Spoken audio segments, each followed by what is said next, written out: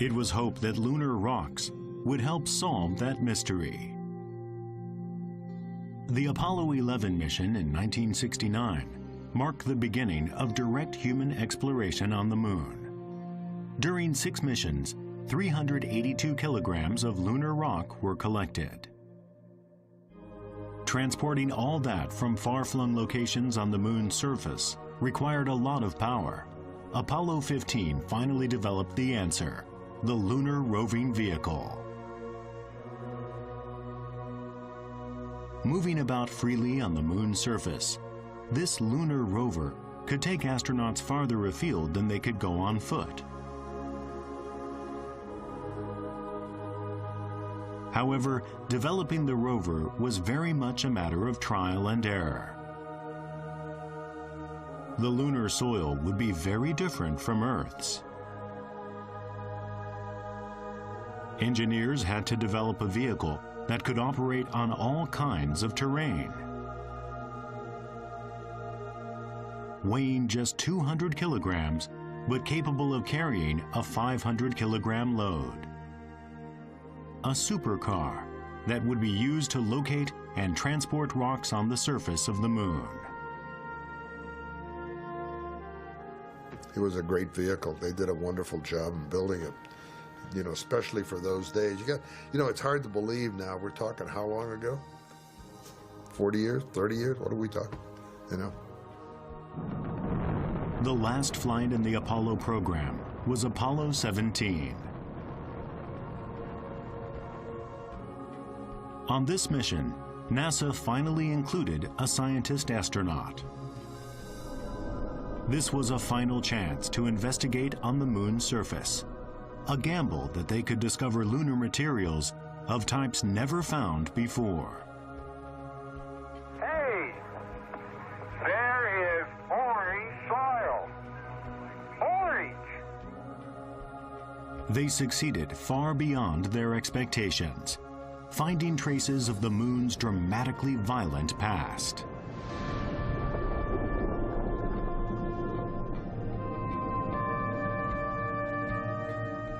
This is the story of how the Apollo program developed a vehicle that could drive around on the moon, collecting rocks and soil that revealed billions of years of history.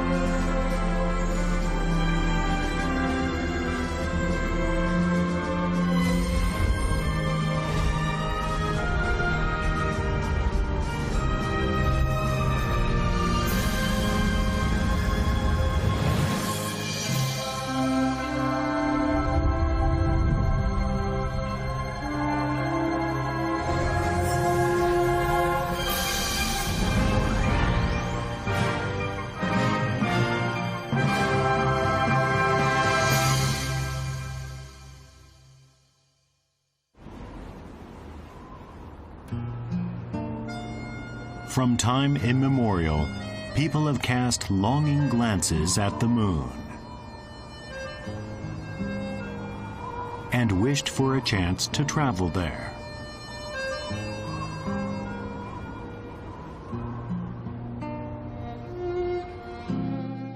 The first person to make that dream come true was the brilliant rocket scientist Wernher von Braun.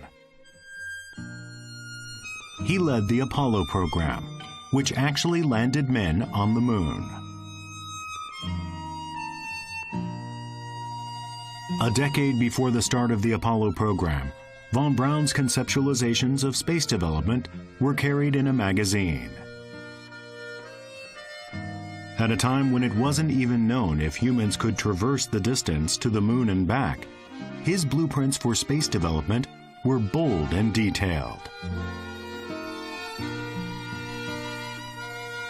Each and every conceptual drawing overflowed with von Braun's enthusiasm for space travel.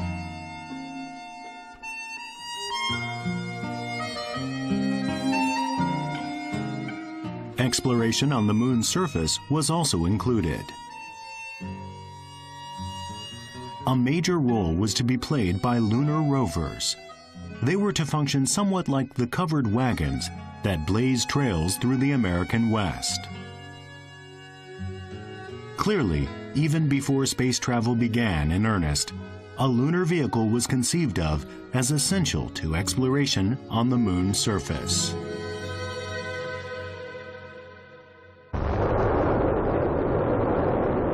The latter half of the 1950s saw the start of a space race between the United States and the Soviet Union.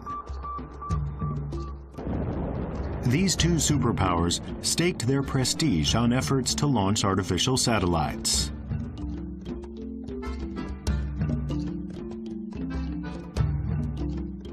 In 1961, the Apollo program was launched, with von Braun playing a central role.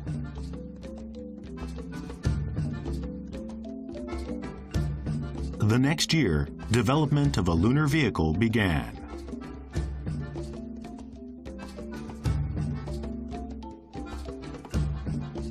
Its construction proceeded in tandem with development of the Apollo rocket engines themselves.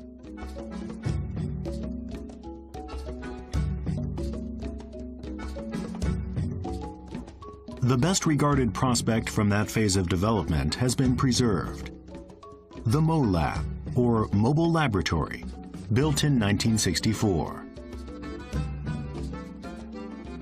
The tires were huge. The vehicle was 9 meters long and weighed 3 tons. The inside was spacious. The design permitted 2 astronauts to live and work there for 2 weeks.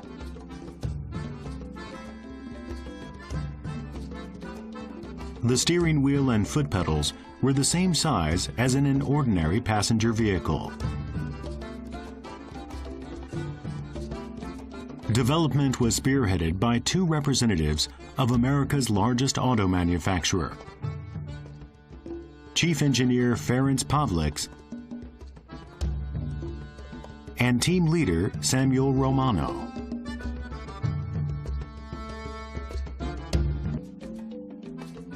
Development went smoothly, but this rover never made it to the moon's surface.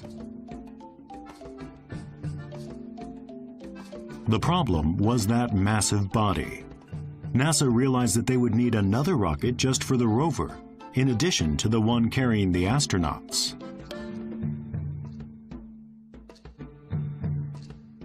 In 1966, the year before the scheduled first trip to the moon, development on the Lunar Rover was suspended. It was a setback, but the developers waited for another chance. Our job is laid out for us. Our task is laid out for us, yeah. But we didn't have any problem. We didn't think that we couldn't do it. It was our job to get it done, and we got it done. In March 1969, faced with the upcoming launch of Apollo 11, the 2 men went to inspect the completed lunar module, or landing craft. They knew that their only hope of getting a rover onto the moon would be aboard the lunar module.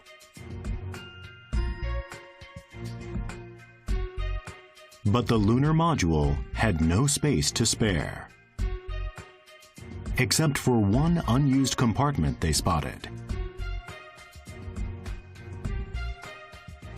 It was a recess just 1.5 meters square and 0.9 meters deep. Well, when we first saw this is impossible. We couldn't fit this larger vehicle in that space. But Pavliks, the engineer, did not give up. He tried to see how compact he could make the rover. To carry 2 astronauts, it had to be at least 3 meters long. To get around on the moon's rock-strewn surface, it had to have large tires. But any way they calculated it, it was too big to fit on the lunar landing module.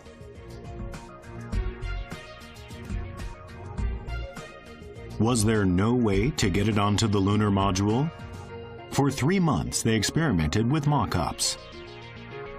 Then, one day,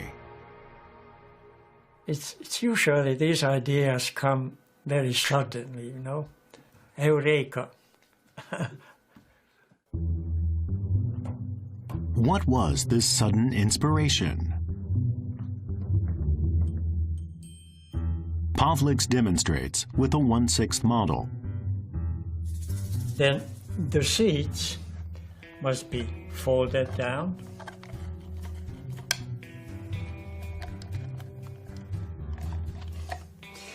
Then the front chassis, which is hinged, is folded over 180 degrees.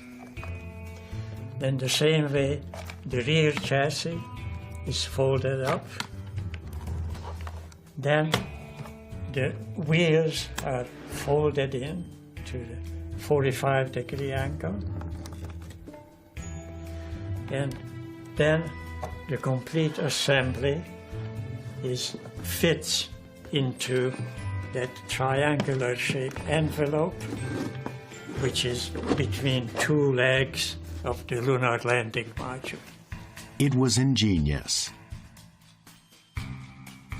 A foldable vehicle was a huge step toward including a rover in the moon landing mission.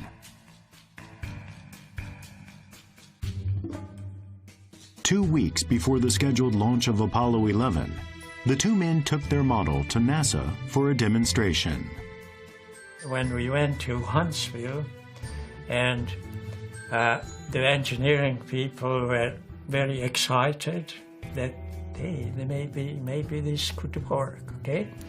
So one of the engineers said, why don't we show it to Dr. von Braun, who was the director of the Huntsville NASA organization.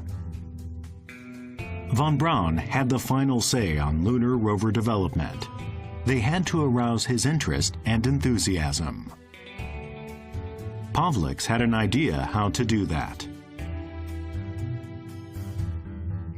So he led the way to von Braun's office, opened the door, and I guided the vehicle into his office with radio control, that he couldn't see anybody but this little vehicle coming into his office. And he was on the telephone, saw this little thing coming in, and put the telephone down and said, what is this? And then we walked into the office, explained to him what the concept is, demonstrated all the folding up. Von Braun listened intently. Then, suddenly, he slammed his hand on the table and he said, we must do this. We must run a vehicle on the moon. And we convinced NASA to go ahead and do it, and we got a contract to do it. The Lunar Rover concept championed by the two men had previously been scuttled. Now they'd been given a second chance.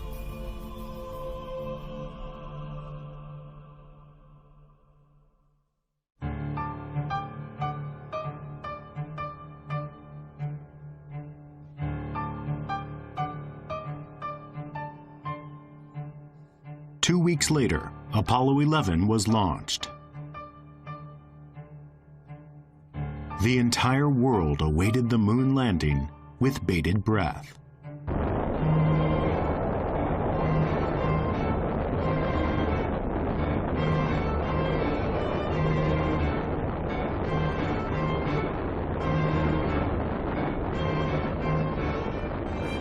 The rehearsals for the Apollo program of putting men on the moon and bringing them back were over.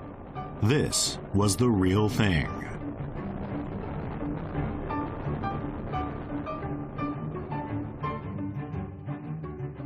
Three months later, the Lunar Rover project began in earnest. It had a new and powerful supporter, Saverio Morea. Morea was a capable manager who had overseen the successful development of the Apollo program's giant rocket engines.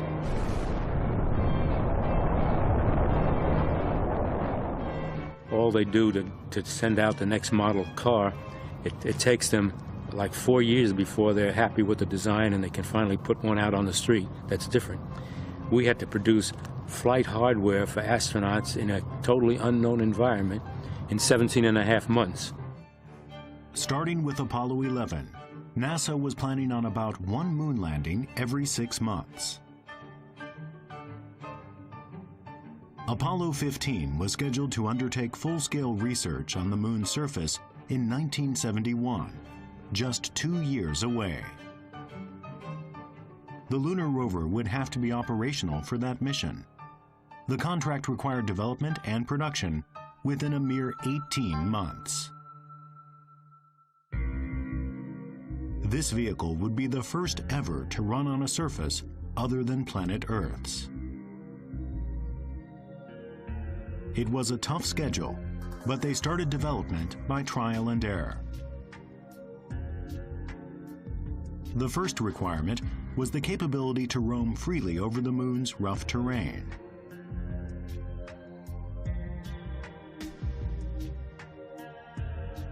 The Lunar Rover would be useless unless it could easily surmount obstacles as high as 30 centimeters.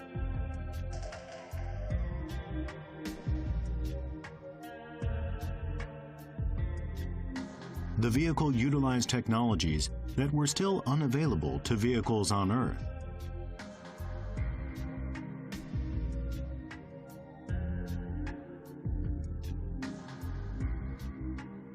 It was an electric car whose 4 wheels were powered by dedicated motors drawing on 2 silver zinc batteries.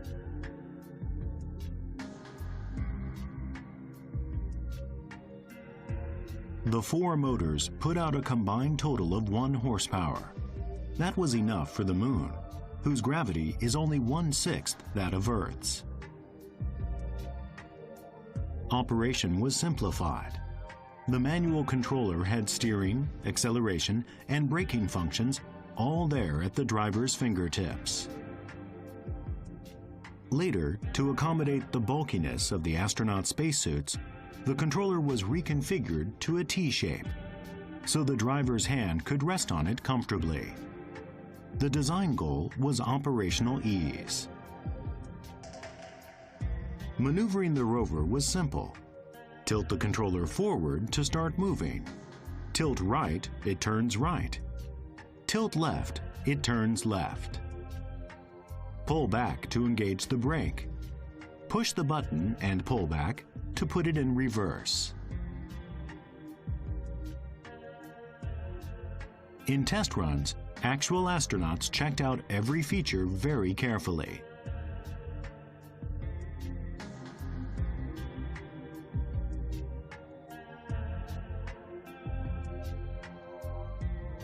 It functioned superbly. Everyone agreed development had gone well.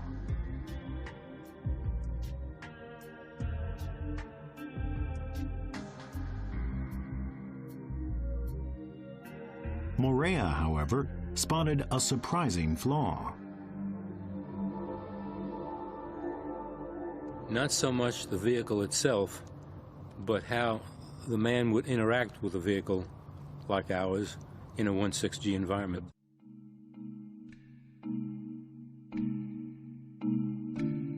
But what would it be like on the surface of the moon? No one could predict that.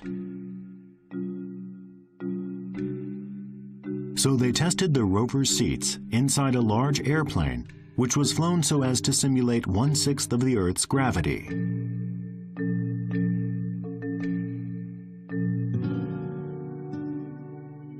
This is the footage of that experiment.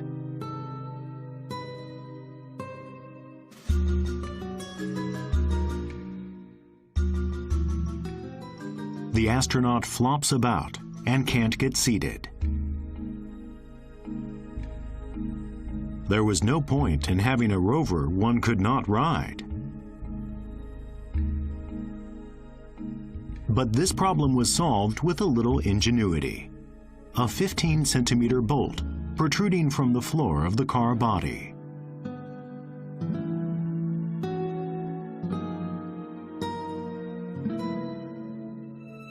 The astronaut could then hook his foot briefly under the bolt, levering himself onto and into the seat.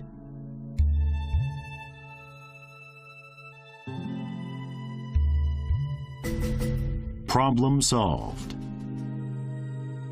That was the big one. Simple solution, but big issue. This was not simplistic. This was a spacecraft on wheels. April 1970. By now, they had reached Apollo 13, but the Lunar Rover had run into a seemingly impassable developmental wall. The problem? The material and shape of those huge tires. In the vacuum of space, pneumatic rubber tires would blow out. They were simply not practical.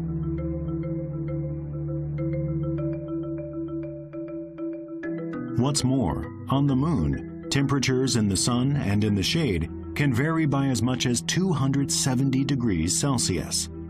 The tires had to withstand harsh environmental conditions.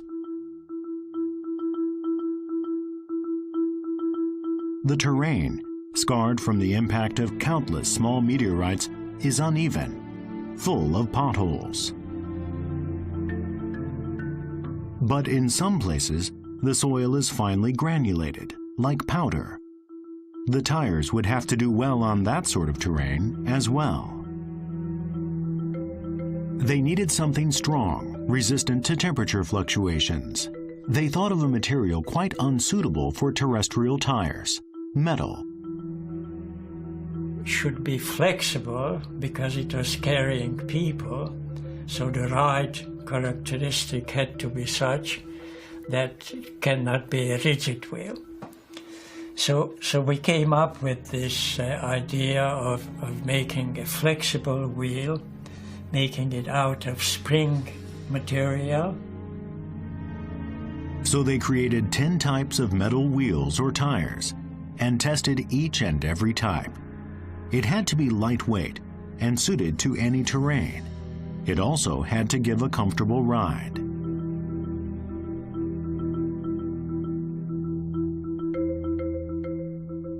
This is the one they finally chose. Metal filaments were woven together at 4mm intervals. This was a wire mesh tire.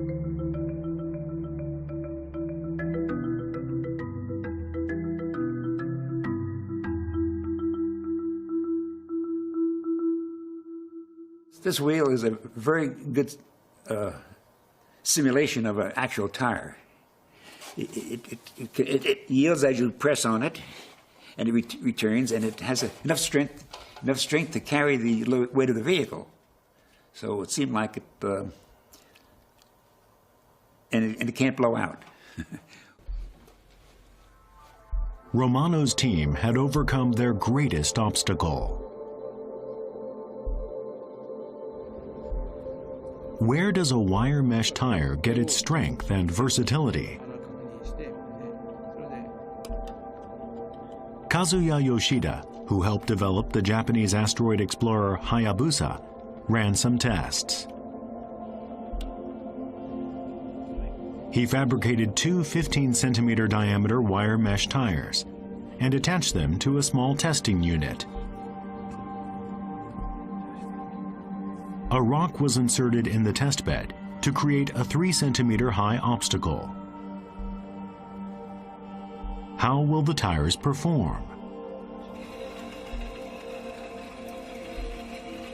The test unit easily negotiates the obstacle.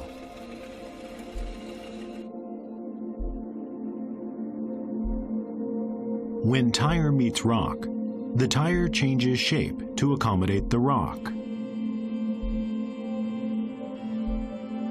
That suppleness in the wire mesh tire, allowing it to traverse both rocky ground and softer soil, is exactly what is needed on variable terrain like the Moon's. The rover was now outfitted with wire mesh tires. The next step was to simulate lunar conditions for full-scale testing.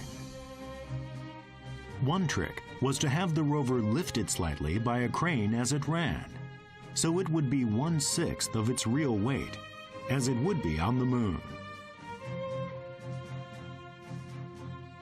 Only after it passed numerous performance tests was the Lunar Rover deemed ready.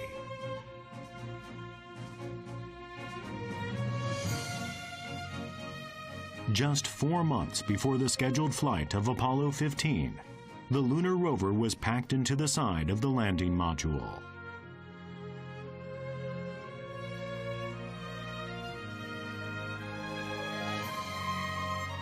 And NASA was setting a new plan in motion. The Moon's surface has both dark-colored and light-colored areas. Up to Apollo 14, the Moon landings had all been on the dark areas.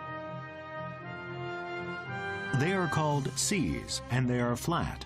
That made them relatively safe for landing. But the only kind of rock they could find in such places was basalt. There's plenty of that on Earth. So Apollo 15 would approach one of the light areas instead.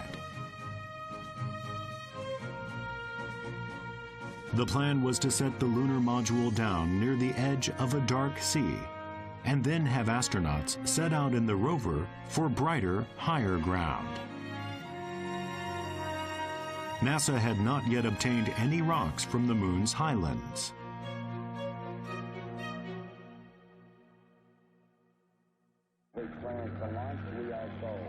July 26, 1971. With the Lunar Rover on board for the very first time, Apollo 15 took off for the Moon.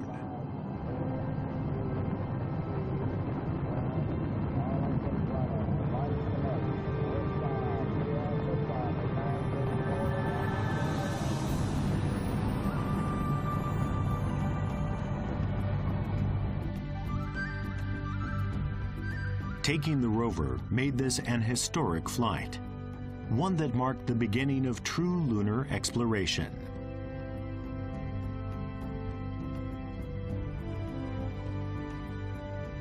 Four days later, the Falcon lunar landing module set down safely on one of the Moon's seas, near a mountain range. They were about to realize the fruits of a year and a half of development.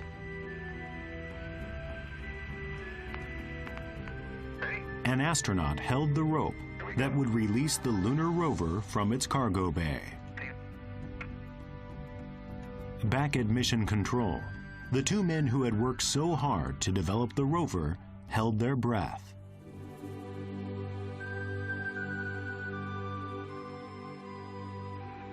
The rope is yanked hard, and the rover begins to emerge. All it took was one quick pull for the rover to start to deploy.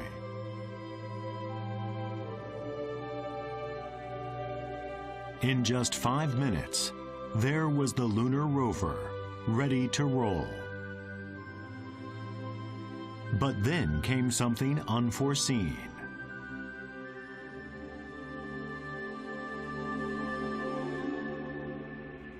Okay. Got a detent. We're moving. Extraordinary. Negative. But I don't have any front steering, Joe. There was no front steering at all. Oops, yeah, it was oops. As a matter of fact, within minutes, I got a call from the vice president from Detroit, General Motors, that what's going on? Can you fix the problem? So it was a high, visibility type of operation. No front steering could have been a serious setback. But the rover had a built-in feature that saved the day.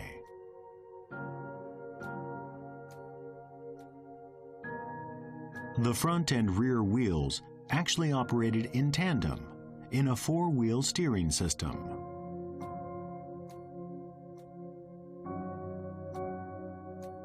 To turn right, for example, the front wheels would point right, and the rear wheels would point left, all four contributing to the turn. On Apollo 15, the front wheels did not steer when first powered up, but the independently powered back wheels still operated sufficiently for the vehicle to be maneuvered.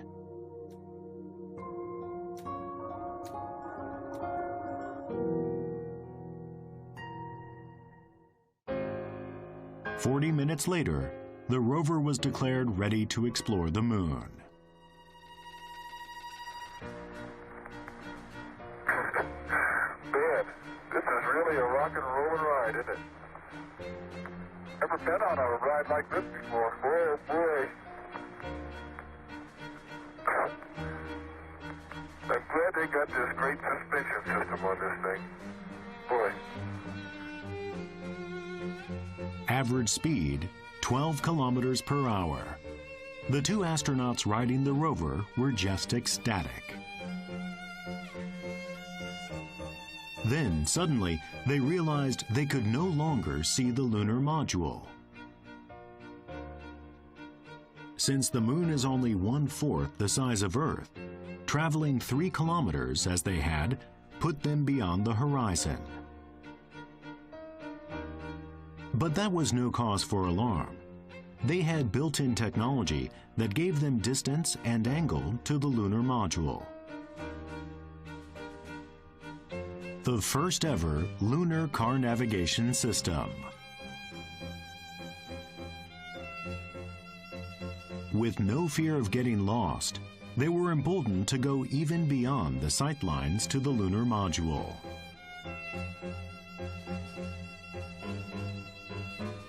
On the second day of exploration, they made a great discovery. It was while the rover was en route to higher ground.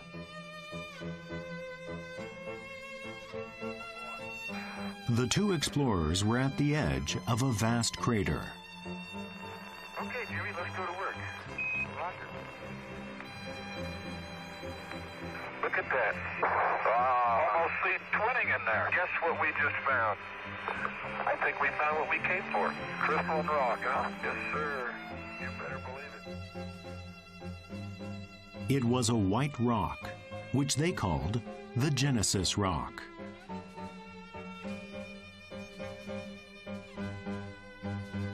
The highlands were composed of rock that formed shortly after the moon itself was born.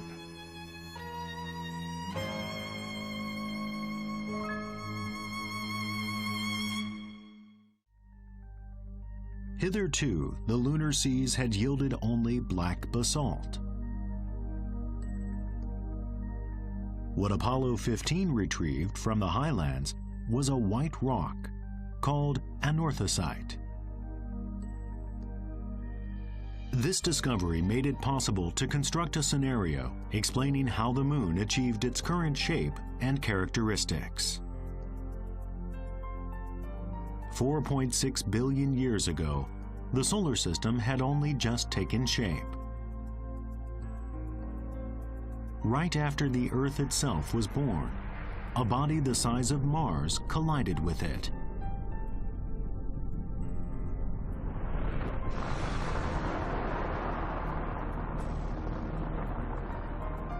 This giant impact, as it's called, blew a vast cloud of debris out into space.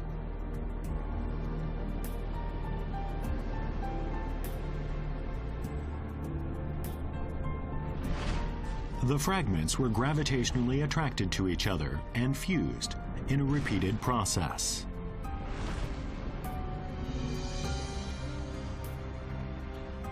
The result was the moon.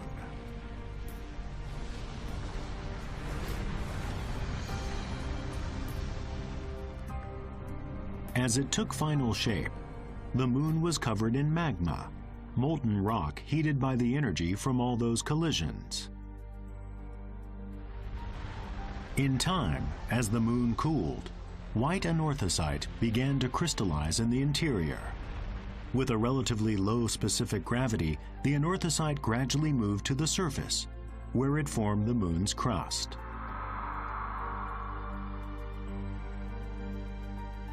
So at one point, it is thought the moon was entirely white.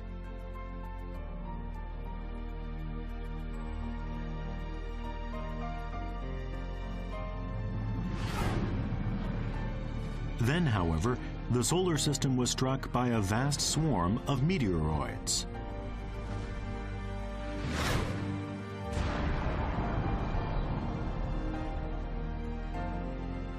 Impacts on the moon created giant craters.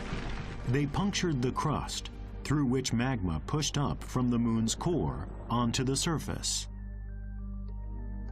The magma, now lava, cooled in the form of black basalt. This is how the moon's seas were formed. This account of the formation of the moon is based on discoveries made possible by the Lunar Rover.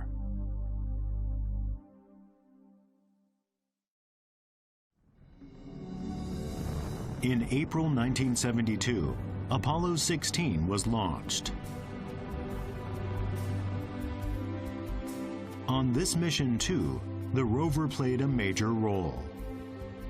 It scampered easily over the moon's rough terrain.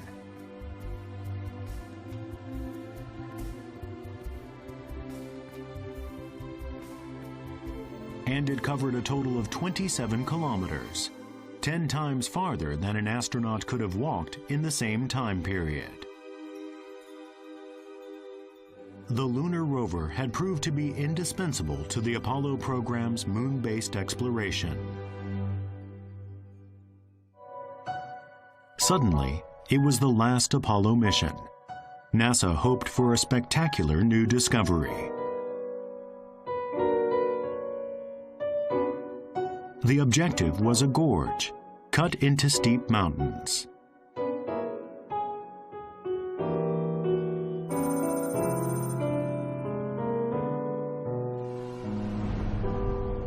This terrain was far more complicated than any attempted before. There was a good chance some strange new rocks would be discovered. And it was their last chance. So on Apollo 17, NASA sent in a ringer. For the first time, a scientist was aboard. A geologist named Harrison Schmitt.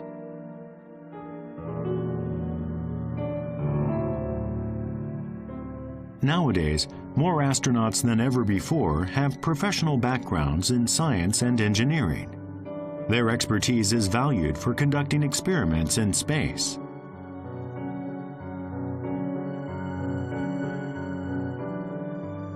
But on the Apollo program, given the extraordinarily complex operational requirements, all the astronauts except for Schmitt were military pilots.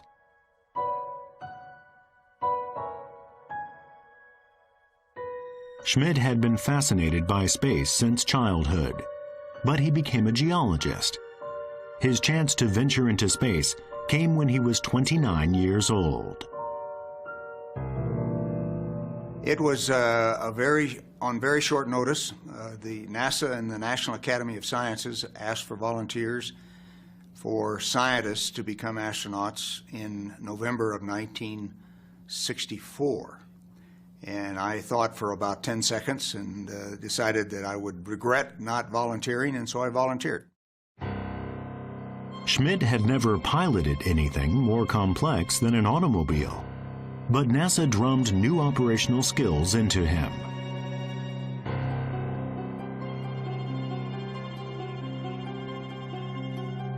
Apollo 17 was the last chance to discover new moon rocks.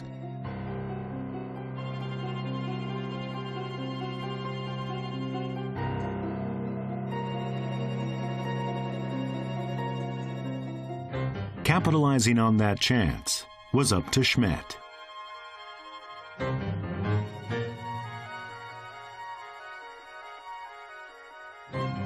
December 7, 1972. With one lunar rover and one scientist on board, this was Apollo's last chance.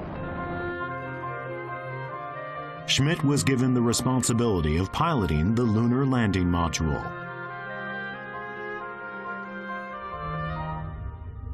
"4 days later, they had reached lunar orbit.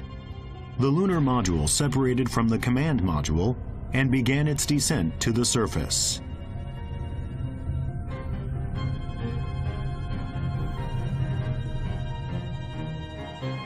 Carefully, they descended to a narrow gap between steep mountain ridges.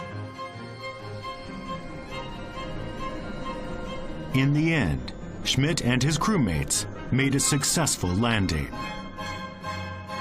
Stand by for touchdown. Stand by. They had landed perfectly in the middle of the valley. Surrounded by this magnificent scenery, the normally calm Schmidt could not conceal his excitement. To all those who made it possible.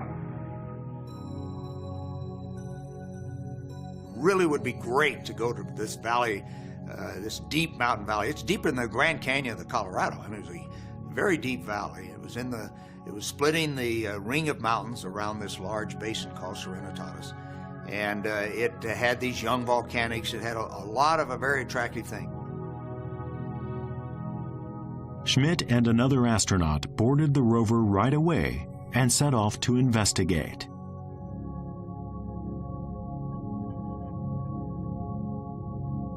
They traveled west to a point 3.5 kilometers from the lunar module. Right in front of them was a crater more than 100 meters in diameter. Schmidt's instincts as a geologist told him to focus his attention on this crater. Oh, hey! There is orange soil. Well, don't move it till I see it. It's all over. Orange! There, on the generally monotone surface of the moon, undeniably, was orange sand.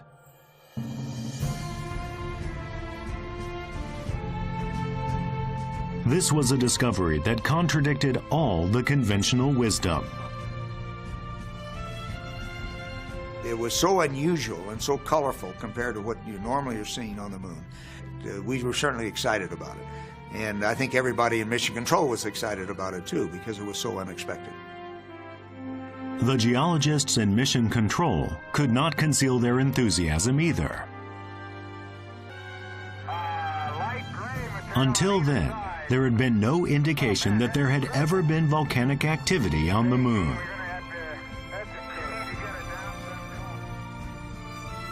A close look at the sand reveals tiny globs of glass, 0.1 millimeters across. They called it orange glass. It was a volcanic deposit, what we call a pyroclastic deposit. Certainly people in Japan are very familiar with volcanoes that erupt and give and throw glass and debris around. Well, this had happened on the moon. The orange glass was created 3.6 billion years ago. At the bottom of a crater made by a meteorite impact,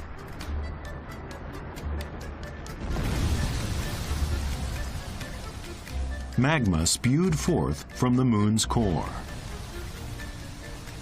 A fire fountain sprayed droplets of magma from 400 kilometers below the crust out into the cold of space, where they instantly cooled into globules of glass.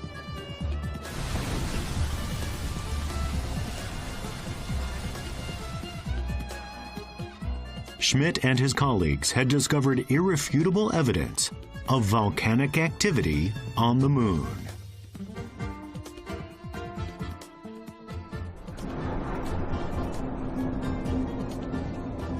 "36 years later, the Japanese unmanned lunar explorer Kaguya photographed the moon's surface with a special camera.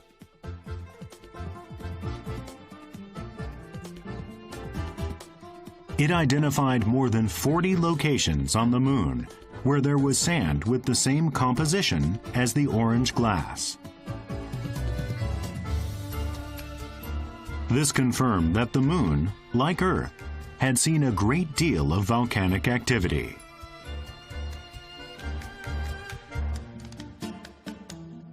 We were told later on that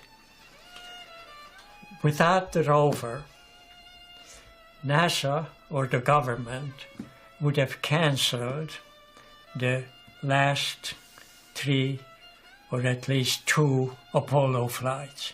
So it was, in a sense, the rovers were saved the last 3 of the Apollo flights, because it was a new element in the exploration. The riddle of the moon's origin was solved by the Genesis rock and orange glass, and it was the Lunar Rover that led to these discoveries.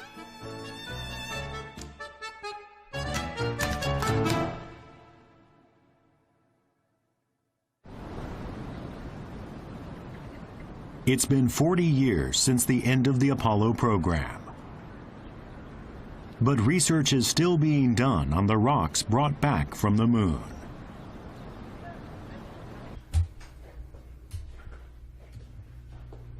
New facts are even now coming to light.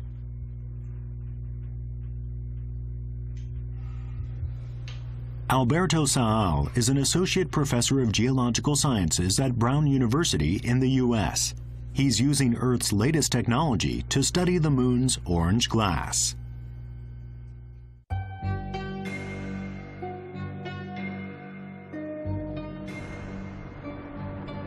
When the magma spewed out of those lunar craters, it instantly formed glass globules that incorporated substances from the moon's core. That makes them time capsules of the very origin of the moon.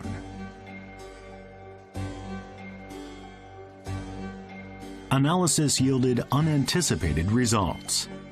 Trapped in the orange glass were some of the same gases that exist on Earth, such as fluorine and chlorine.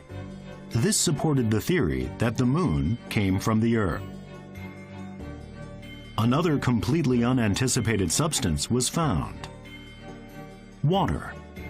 This was the first ever proof that there was water on the moon. When Earth suffered the giant impact that gave birth to the moon, the fragments of Earth dislodged into space were heated to 4,000 degrees Celsius. It had been thought that all the water would have evaporated. But where had the moon's water come from?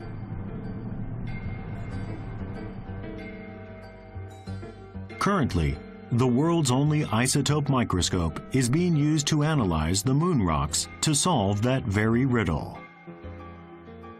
Hisayoshi Yurimoto has been conducting research of this sort, including analysis of the Apollo mission's moon rocks.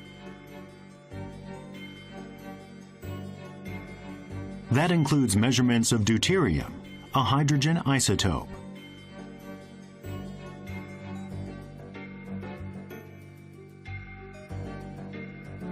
Amounts differ depending on the type of space object in which they are found.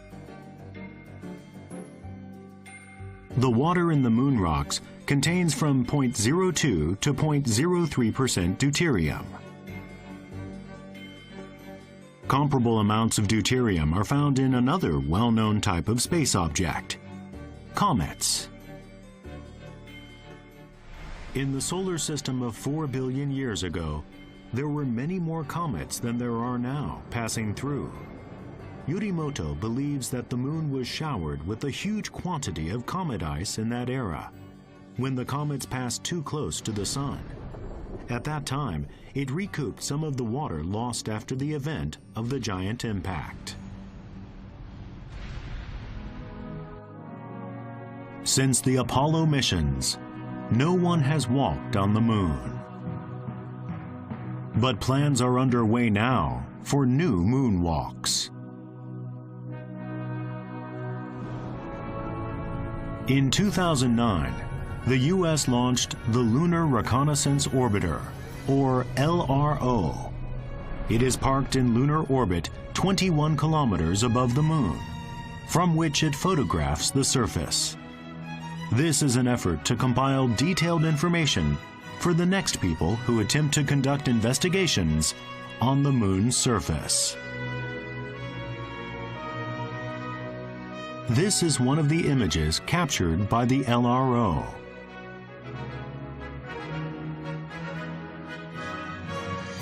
It's the Apollo 17 lunar landing site.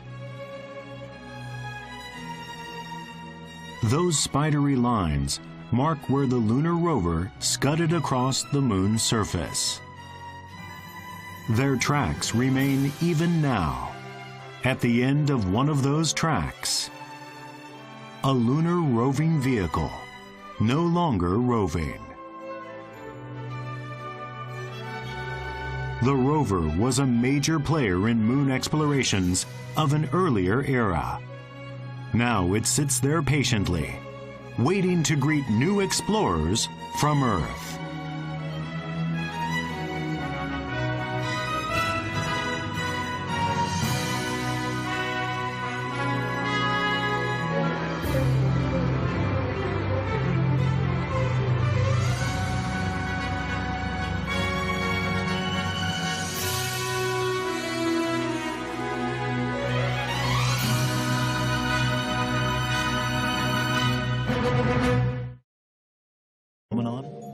Or is space in fact teeming with life?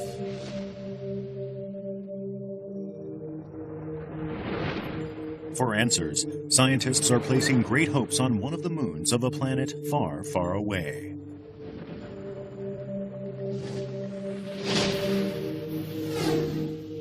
More than 1 billion kilometers from Earth lies the planet Saturn. Hidden amidst its rings is a moon with good prospects of harboring life.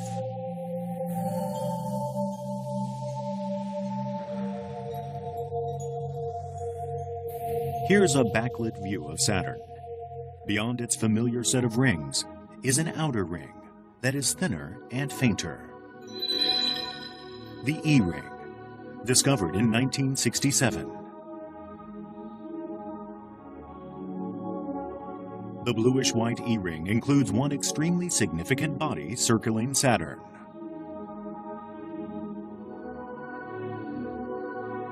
Enceladus, one of Saturn's many moons. Diameter, 500 kilometers. Its bright white color comes from ice. Enceladus appears to be covered in it.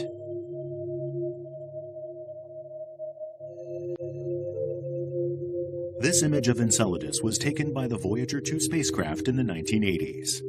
Seeing it, many scientists were astonished. The moon's surface is remarkably smooth. The elimination of craters in some areas suggests massively transformative tectonic events.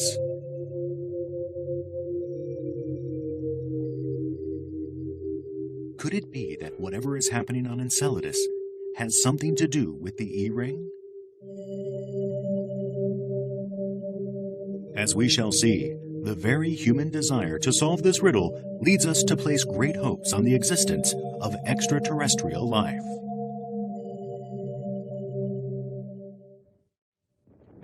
Liftoff of the Cassini spacecraft on a billion-mile trek to Saturn. The Cassini Saturn probe left Earth in 1997.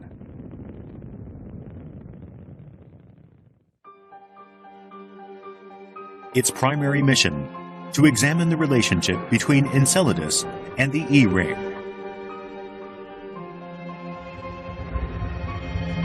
Cassini's voyage to Saturn took 7 years. It reached the planet's vicinity in 2004. A quarter century after the Voyager mission, the mysteries of Enceladus are finally being addressed. In the western American state of Colorado is located the Cassini Imaging Laboratory. Here is where the imaging data collected by the Cassini probe are analyzed. The leader of the imaging team is Carolyn Porco. She says that starting with Cassini's very first image as it approached Enceladus, she was filled with astonishment. This was it. Enceladus appears darkly in this backlit image. Some might think the image anticlimactic, but Porco deliberately chose this backlit mode.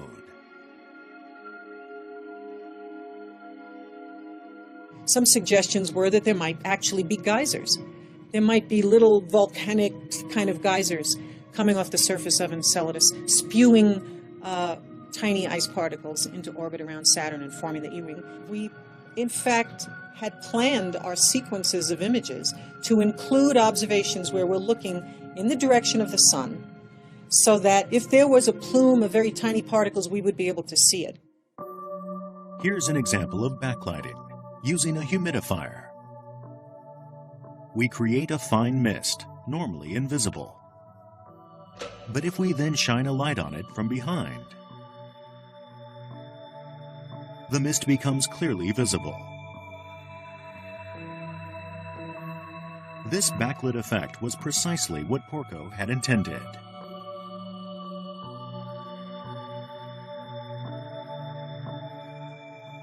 Let's return to that first Cassini image. If we look closely at the south pole of Enceladus, we see what Porco had been hoping to see, a conspicuously bright portion. A month later, a backlit Enceladus was photographed once again. In the same location, one could clearly make out filaments of light, a plume being sent from Enceladus into space. Analysis of the images revealed that this plume extended more than 100 kilometers. What really, I think, made everybody just stand back in awe was the magnitude of this phenomenon. July 14th, Cassini began a major phase of research. Reducing altitude to 168 kilometers, it made detailed observations of the terrain near the south pole of Enceladus. The mysterious moon then displayed features that even Porco had not anticipated. A number of vertical blue streaks. No craters at all, just this series of parallel fractures stretching for 130 kilometers. The anticipated volcanic topography was not present, but it was equally clear that the area had seen robust geological change.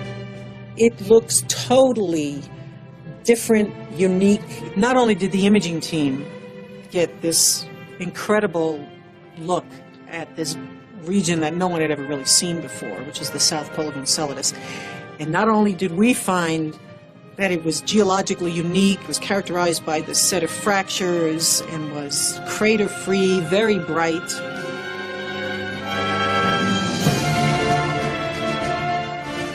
The team called the blue streaks tiger stripes. The tectonic activity across this area was indicated also by the surface temperatures. The average on Enceladus is minus 200 degrees Celsius. But the tiger stripe showed a dramatic increase to minus 80 degrees Celsius. Some researchers estimate that the highest portions of that area rise to minus 20 degrees. Furthermore, the nature of the plume was revealed. Analysis of the data showed it to be comprised mainly of ice and water vapor. Conclusive images were also recorded. Clearly, what had looked like perhaps a single flare actually incorporated more than a dozen individual jets or geysers. Moreover, the jets were issuing along the tiger stripe fractures.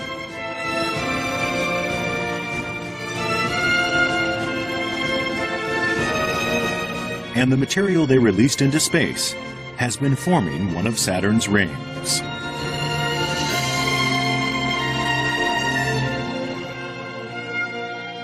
The bluish-white E-ring is thus a band of ice chunks formed by high-volume eruptions of ice from Enceladus. I keep calling it the Enceladus Interplanetary Geyser Park. You know, that would be a great place. That would be one of the sightseeing top 10 sightseeing locales in the solar system. If we could actually land on the tiger stripes, we would be able to see their jets ejecting ice and vapor from the ice fissures at fearsome speed, some 100 meters per second. Rising as high as 100 kilometers, they would present a thrilling spectacle. And many scientists have begun to believe that Enceladus must harbor life. Why do they think so?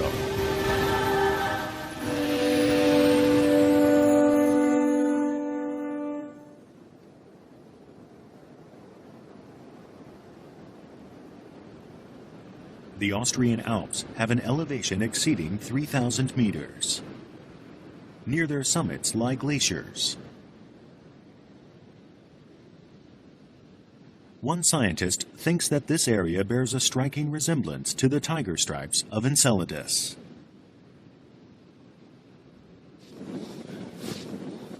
Richard Hoover is an astrobiologist with NASA.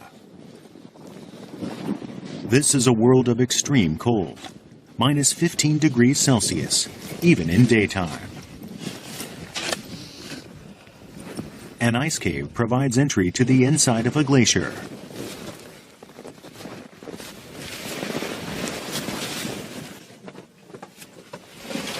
Sunlight cannot reach into the ice cave. This is a world of darkness, like Enceladus, which exists so far from its sun.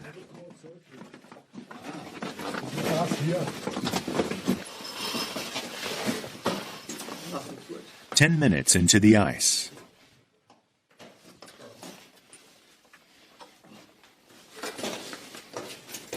A huge space opens up.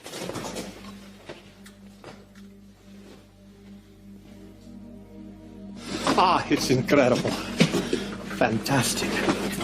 This is absolutely magnificent. This has been dubbed the Ice Palace. Huge columns of ice. Hoover posits that the tiger stripe area on Enceladus must look like this.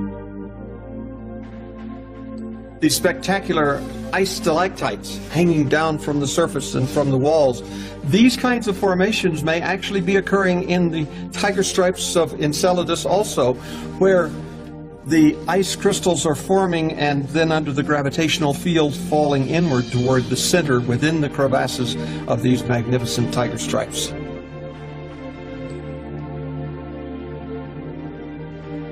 One sees no plants here, no animals, merely a world of extreme cold, a world of ice. It might appear that no life could exist in such an environment.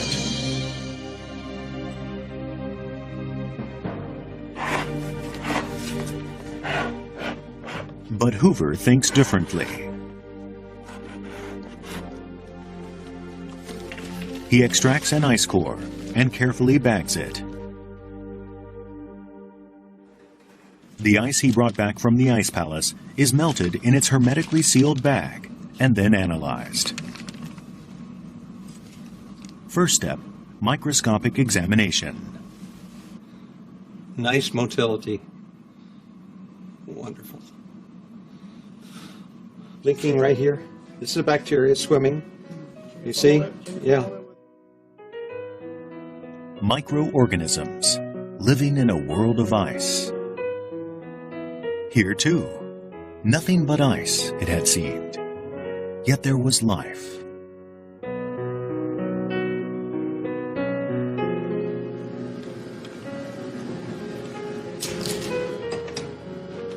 In his lab, Hoover preserved samples of ice collected from around the world, including the South Pole and Iceland.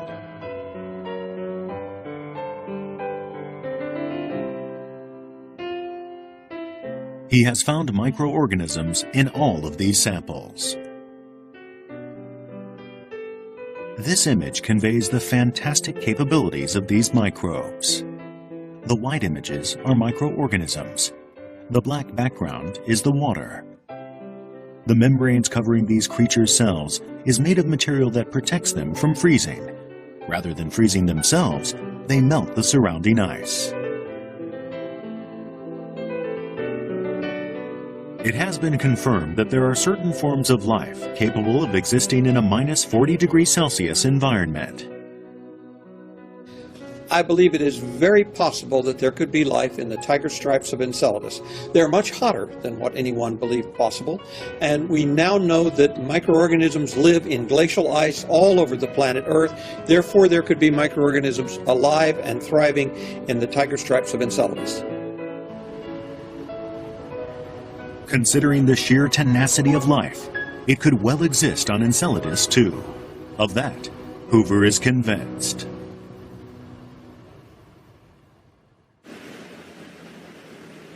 Carolyn Porco, leader of the Cassini Imaging Central Laboratory. Porco believes that truly potent conditions for life are present under the ice of the tiger stripes. She thinks there's a large body of water there, in its liquid state. Water. It's the reason there's life on Earth.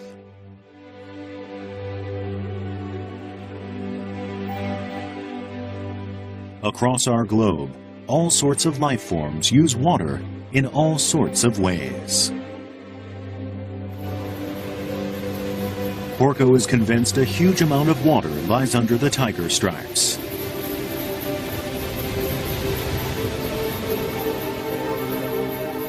This was about 153. So her conviction originated during analysis of the Cassini images, when she noticed something distinctive about the jets.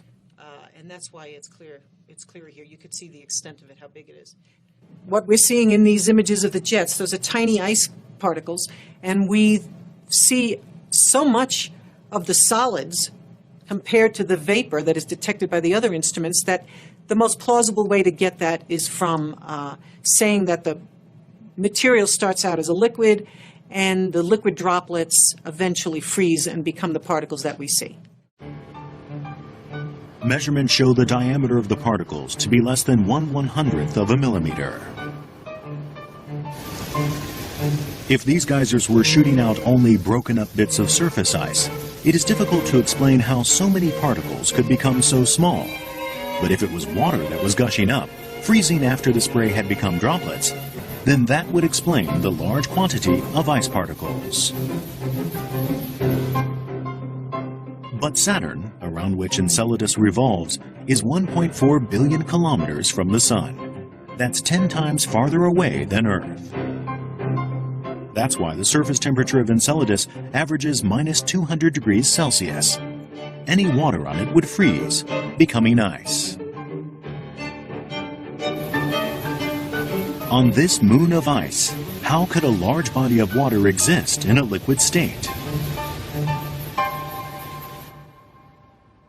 NASA's Jet Propulsion Laboratory, JPL, is located in the suburbs of Los Angeles. Inside is the control room for the Cassini space probe. Today they are again instructing the probe, 1 billion kilometers away near Saturn. Recently, Cassini has uncovered facts supporting the theory that liquid water is present on Enceladus. In October of 2008, Cassini drew very close to Enceladus on a low-altitude flyby. It was able to pass through the jets and to analyze their constituent matter minutely. One thing detected in the jets was ammonia.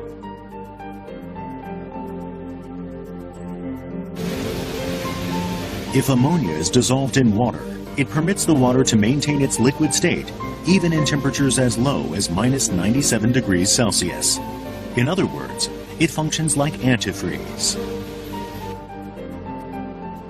But there is another factor melting the ice on this frigid moon.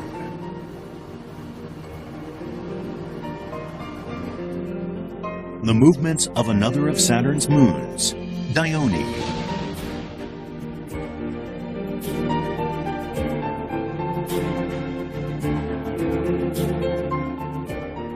Enceladus revolves around Saturn on an orbit in between Saturn and Dione.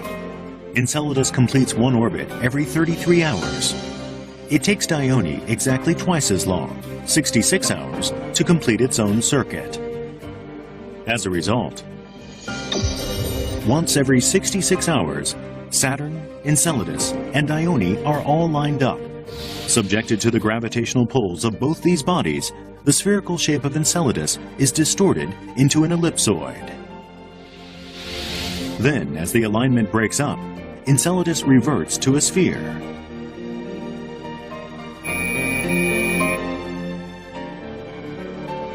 When this happens enough times, the interior of Enceladus experiences a buildup of frictional heat.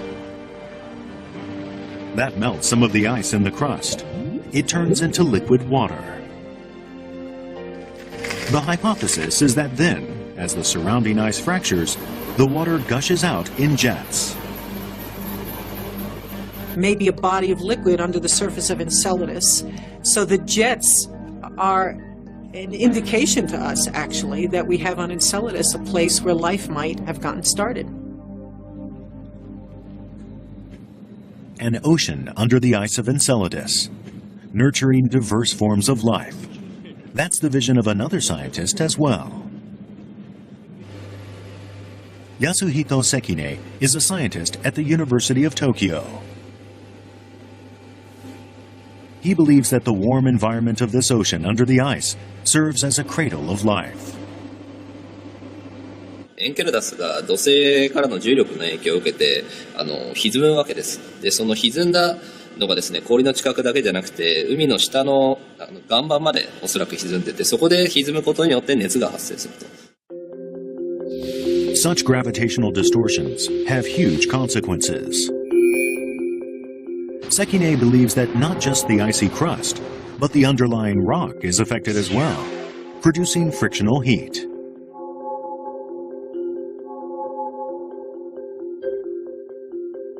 Actually, the kind of seafloor envisaged by Sekine for Enceladus has a close counterpart right here on Earth. Here, the seabed is 1,500 meters below the surface. Volcanic activity expels water heated to 300 degrees Celsius. These are called hydrothermal vents. Here, in a world of darkness beyond the reach of the sun's rays, hydrothermal energy nourishes a variety of life forms. Sekine hypothesizes that Enceladus too has an environment like this, one that gives rise to a distinct ecosystem.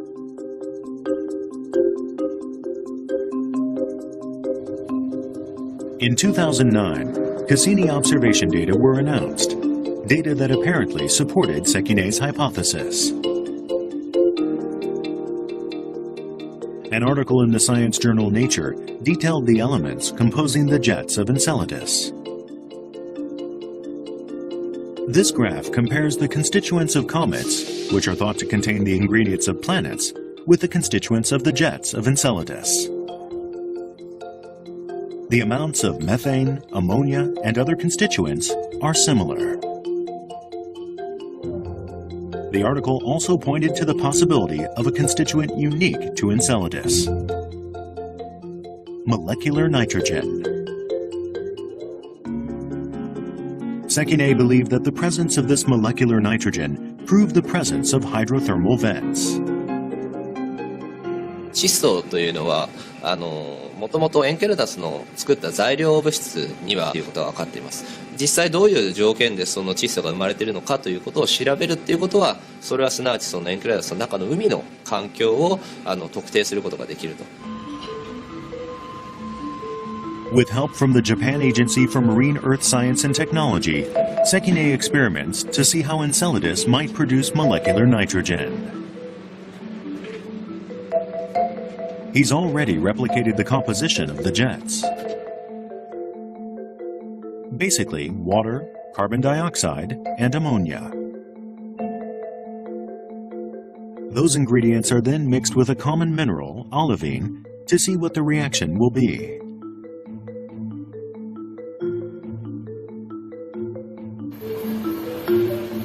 The ocean in Enceladus is thought to be several kilometers deep, creating tremendous water pressure. That high-pressure environment is approximated here by using a special device to apply 300 atmospheres of pressure to the mixture. The temperature is 300 degrees Celsius, about the same as Earth's hydrothermal vents. Will molecular nitrogen be produced?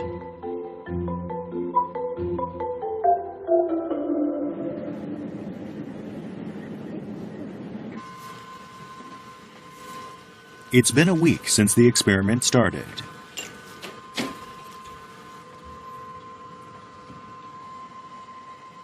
What has happened to the material subjected to this high-temperature, high-pressure environment? Finally, the component analysis. どのぐらいで結果出る？もうものの数分ですね。出てきましたね。ほぼ窒素間違いないですね。Molecular nitrogen, the same component found by Cassini. 嬉しそうですけど、どうですか、今。そうですね。ここに今ちょうど見えてるピークっていうのが、まさに我々が目指してた窒素 N2 のピークになります。この結果を踏まえて考えると、エンケラダスの中の海の中にも、数百度、数百気圧という、非常に高圧高の環境が実際あるんだということを多分示しているんだと思います。Molecular nitrogen is generated by the decomposition of ammonia molecules. Ordinarily, ammonia is a substance that does not decompose at low temperatures. The presence of molecular nitrogen indicates a high-temperature environment. The hidden high-temperature, high-pressure deep-sea world on Enceladus. Life forms that can survive in similarly harsh environments have been found here on Earth. They were discovered at hydrothermal vents in the Indian Ocean. They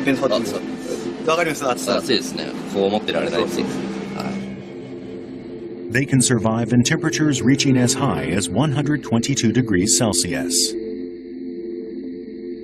Thermophilic methanogens are bacteria that thrive in high-temperature, high-pressure water. 非常にこういうメタン菌いてもいいなっていうのはかなり強く思いますね。もしエンケラドスに熱水活動があって、水素が出るんだったらもうほぼ 100% 僕はいると思いますよ。In fact, this experiment confirmed the production of molecular hydrogen, the energy source for methanogens. If organisms like methanogens exist on Enceladus, then hopes rise that this could lead to a world of diverse life forms. メタン菌は生態系の底辺に存在する生き物なので、その生態系の一番底辺のものを食べるような生き物で、それをまた食べるような生き物ということで、生態系がそのエンケラダスにおいてもかなり複雑にというか豊かな生態系がですねあっても全然不思議じゃないと思いますね。Enceladus is 1.4 billion kilometers from the Sun. Under its icy surface is an ocean of water. On that ocean's floor, hydrothermal vents similar to those on Earth, fostering a rich ecosystem based on life forms similar to methanogens. That's how Sekine pictures Enceladus.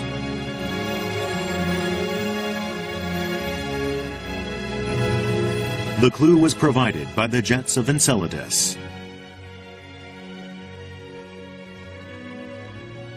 And that faint outer ring of light in which Enceladus is situated reflects our shining hope that we are not alone in the universe.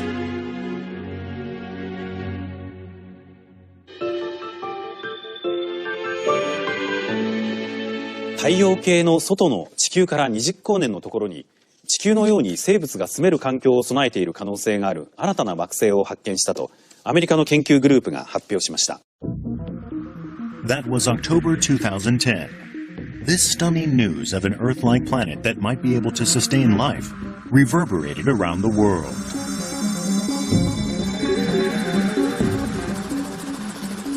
a planet like our own planet Earth, one on which life could exist. The discovery was made from the volcanic island of Hawaii in the Pacific Ocean. Mauna Kea, an inactive volcano, has an elevation of 4,200 meters. On its summit are perched astronomical observatories operated by the United States, Japan, France, and other countries. The Keck Observatory. Scientists used one of the Keck's telescopes, whose 10-meter aperture classes it among the largest in the world, to make the discovery. Stephen Vogt is a professor at the University of California's Santa Cruz campus. He's part of the team that found a planet that may support life. So this is the Keck 1 telescope. This is where I do my planet hunting. Gliese 581g is a very special planet. It reminds us the most of our own Earth. This very special planet that Vogt discovered, what sort of planetary body is it? The night sky is punctuated with points of light. Most are fixed stars outside our solar system, each shining with its own light, like our own sun. One of them is this reddish star, 20 light-years away. That means it takes 20 years at the speed of light for its image to reach Earth.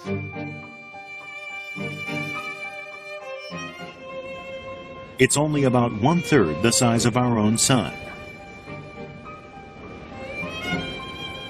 The planet that Vogt discovered orbits this star. Since 1998, Vogt has worked with Paul Butler of the Carnegie Institution for Science to observe this red star.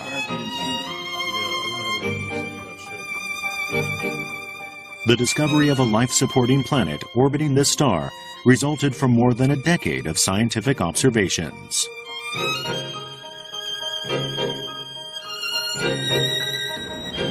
And then, there it was. A planet they designated Gliese 581g, triple the mass of the Earth, in orbit around its central star at a distance of 22 million kilometers. That distance is significant. To understand why, consider our own sun. And consider liquid water, the source of life. If a planet is too close to its parent star, any water on it will evaporate. But if it's too far away, the water will freeze. For water to remain on the surface of a planet, it needs to orbit its parent star at just the right distance, like planet Earth. The vicinity in which water can remain on a planet's surface is called the habitable zone. When Vogt tried to calculate whether or not the planet he discovered was inside a habitable zone, he determined that it was right in the middle of it. It was indeed a planet very much like Earth.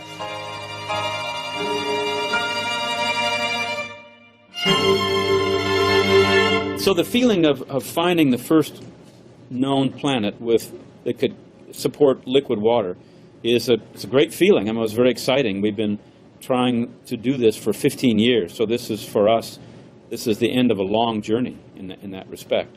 So it's a wonderful feeling. At long last, the discovery of a planet that might have liquid water on its surface.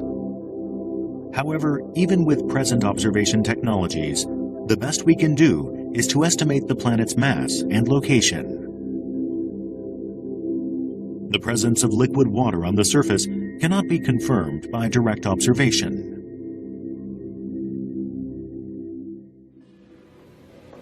Is there really water on Gliese 581g? One researcher is trying to settle this question using theory.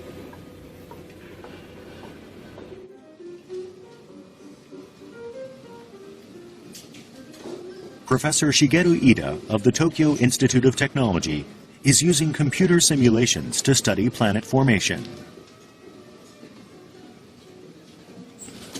To look into the question of whether or not water is present on Gliese 581g, Ida has studied what types of planets can be formed by a central red dwarf star.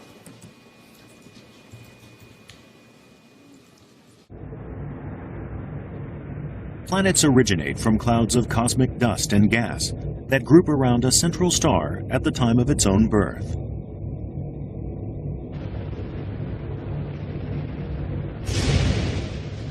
As these dusts and gases coalesce, they eventually form larger bodies, planets. Ida has run 3,000 permutations to see what sorts of planets might originate from varying amounts of the same dusts and gases. These are the results. Each dot represents a planet. The colors indicate what the different planets are made of. Green means that the main constituent is rock, as with planet Earth. Red means a planet such as Saturn, composed primarily of gases. And blue indicates that the planet is made up mostly of ice, like Neptune. Voigt's observations put the mass of Gliese 581g at triple that of Earth's, and its distance from its star at 22 million kilometers. この黒で囲った値というのがグリーゼ 581g の、惑星に対応する場所です。でここを見ますとこの中には、青い点ばかりです。つまりグリーゼ 581g というのは、光粒子成分とした惑星である可能性が極めて高いということだと思います。In other words, Gliese 581g is not, like planet Earth, composed primarily of rock. Rather, it's an ice planet, like Neptune. And yet one can still have high hopes that life does exist there. 惑星本体がほとんどが氷でできているので、ハビタブゾーンまで来ればその氷は溶けて、つまり液体の水、つまり海がふんだんにあるような惑星になっているというふうに考えられます。Ida believes that Gliese 581g was born as an ice planet in a cold region far from its parent star.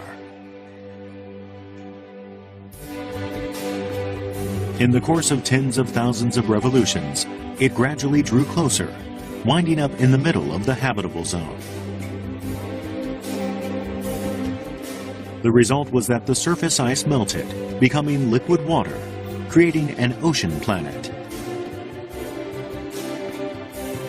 The amount of water on such an ocean planet would be quite different from what it is on our own planet. Look at a cross-section of Earth. It's made almost entirely of rock. The oceans make up just 0.02% of the total mass, a very thin layer. Gliese 581g is different. It's primarily water. In fact, water makes up over 50% of the planet's mass. The first planet ever to be discovered in a habitable zone, Gliese 581g.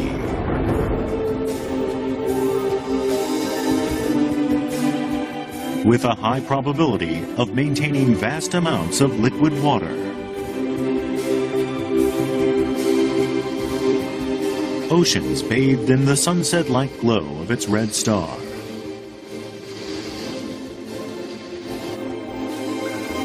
What sorts of life forms might we find there?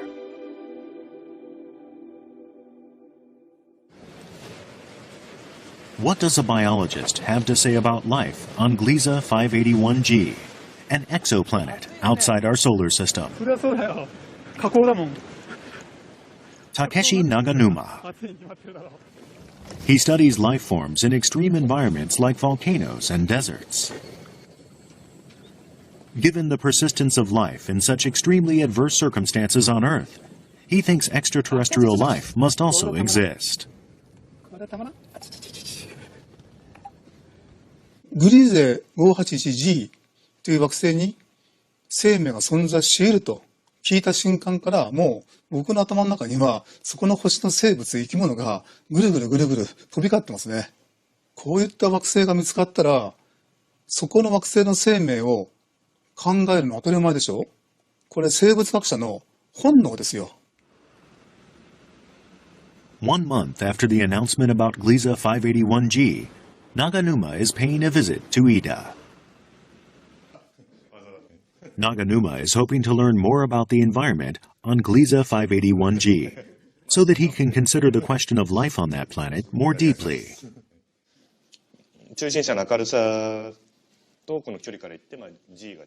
Ida's first step, to explain certain aspects of Gliese 581G's parent star. This brought up the question of the star's lifespan.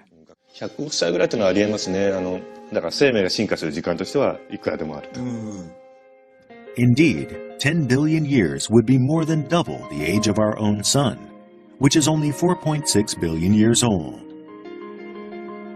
That would mean that Gliese 581G has had plenty of time to evolve complex forms of life. Ida says that Gliese 581G has plenty of water, but no land. The only rock on this planet lies deep within. With the ocean reaching depths of several thousand kilometers, there is no way that that rock could form dry land. Learning that there is no land there has convinced Naganuma that an Earth-like civilization could not develop on this planet.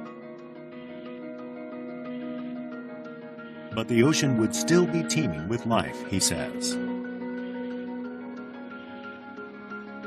What form would that life take? Let's take a look at the world of Gliese 581G as envisaged by Takeshi Naganuma.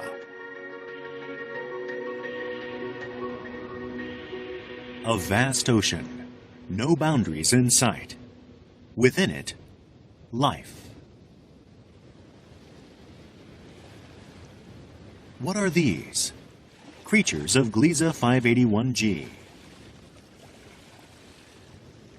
They float near the surface, living off the red light by means of photosynthesis. Their flat shape enables them to process as much light as possible. Life exists not only near the surface, but in the depths as well. These tube-like creatures are an example. They move by propulsion, taking water in with their mouths and expelling it from their rear ends. At the same time, they filter plankton, from which they derive nourishment. Their flexible bodies can adjust to variations in water pressure, enabling them to range from the deep sea to shallower waters.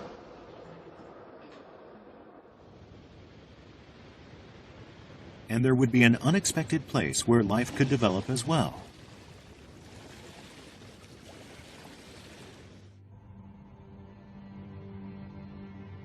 Surrounding a planet that is triple the mass of the Earth, the atmosphere of Gliese 581G is estimated to be 100 times denser than Earth's.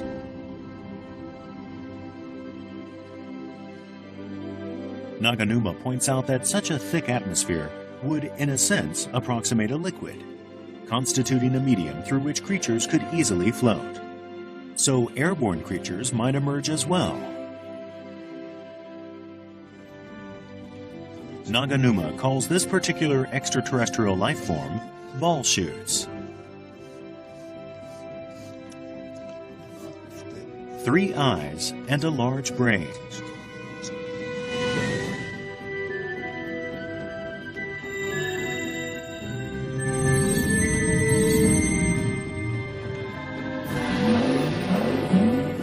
What kind of life would they lead, these skyborn aliens?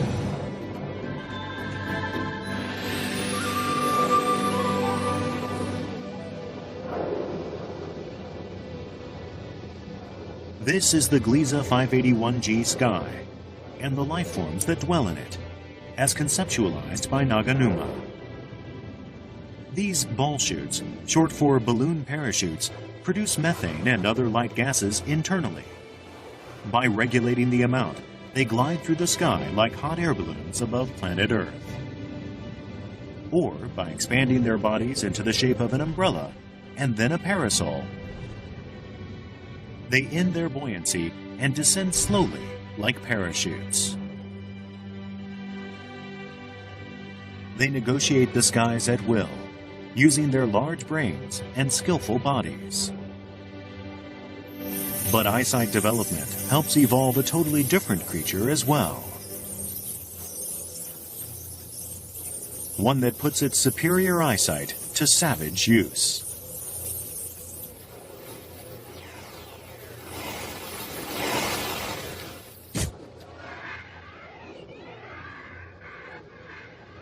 That's right.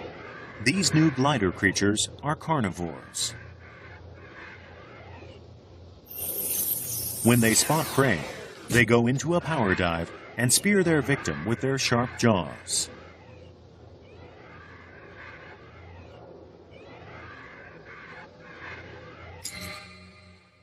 Then they use their long tongues to suck out the brains of the ball shoots.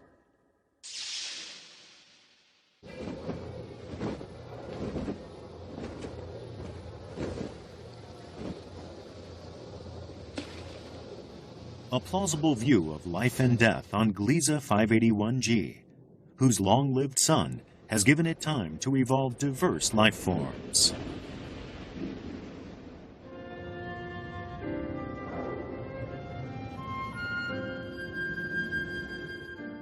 Naganuma has concluded that life there would be dominated by big-brained creatures that one might as well call aliens.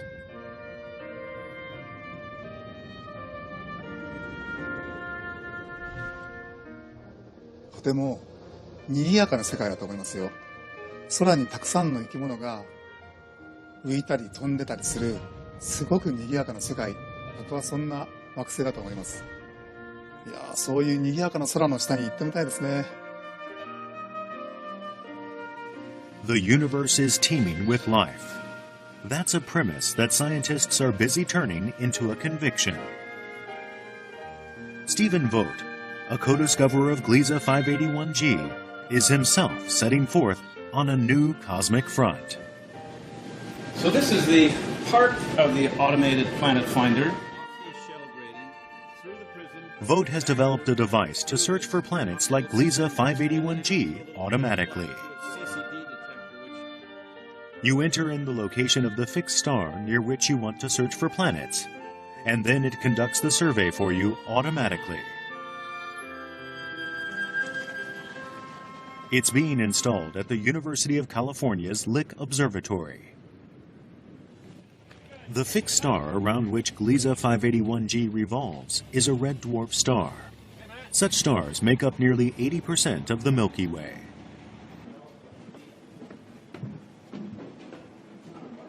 So Vogt is confident that there must be many more planets like Gliese 581G that are capable of sustaining life.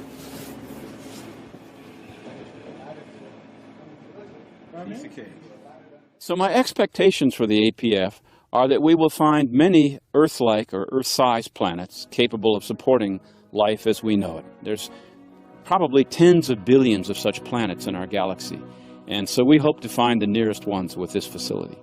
I know we'll find them. I'm certain of it.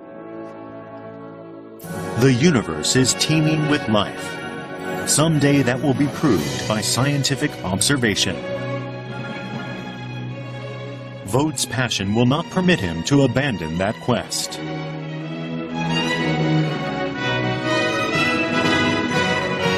The scientists on the cosmic front lines of space exploration have detected places both within our solar system and far beyond it where life can exist.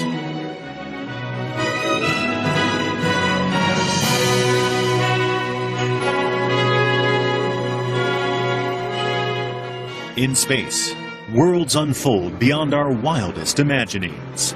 They are merely waiting for us to discover them. Backlighting, using a humidifier. We create a fine mist, normally invisible. But if we then shine a light on it from behind, the mist becomes clearly visible. This backlit effect was precisely what Porco had intended.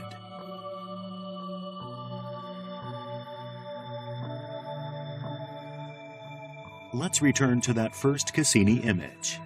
If we look closely at the south pole of Enceladus, we see what Porco had been hoping to see, a conspicuously bright portion. A month later, a backlit Enceladus was photographed once again. In the same location, one could clearly make out filaments of light, a plume being sent from Enceladus into space. Analysis of the images revealed that this plume extended more than 100 kilometers. What really, I think, made everybody just stand back in awe was the magnitude of this phenomenon.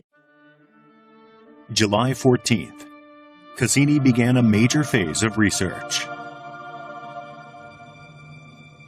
Reducing altitude to 168 kilometers, it made detailed observations of the terrain near the south pole of Enceladus.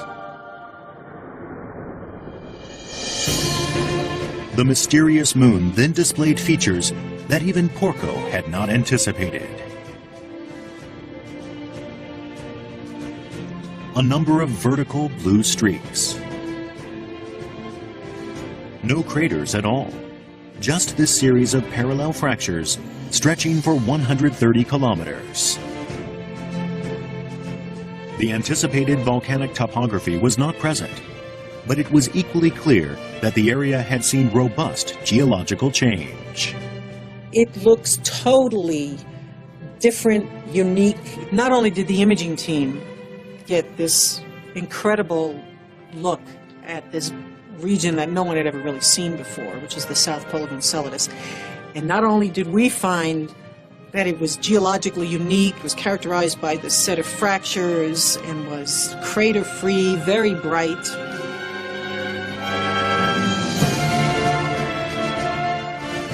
The team called the blue streaks tiger stripes. The tectonic activity across this area was indicated also by the surface temperatures. The average on Enceladus is minus 200 degrees Celsius. But the tiger stripe showed a dramatic increase to minus 80 degrees Celsius. Some researchers estimate that the highest portions of that area rise to minus 20 degrees. Furthermore, the nature of the plume was revealed. Analysis of the data showed it to be comprised mainly of ice and water vapor. Conclusive images were also recorded. Clearly, what had looked like perhaps a single flare actually incorporated more than a dozen individual jets or geysers. Moreover, the jets were issuing along the tiger stripe fractures.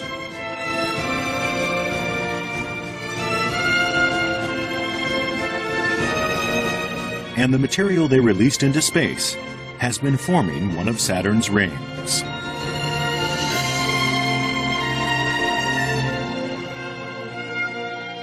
The bluish-white E-ring is thus a band of ice chunks formed by high-volume eruptions of ice from Enceladus. I keep calling it the Enceladus Interplanetary Geyser Park. You know, that would be a great place. That would be one of the sightseeing, top 10 sightseeing locales in the solar system. If we could actually land on the tiger stripes, we would be able to see their jets.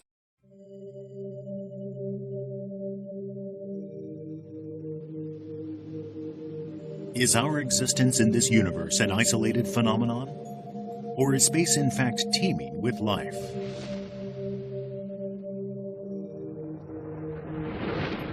For answers, scientists are placing great hopes on one of the moons of a planet far, far away.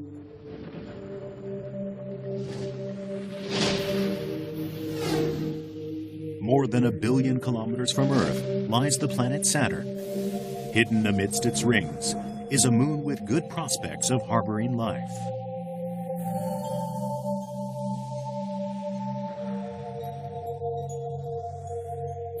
Here's a backlit view of Saturn.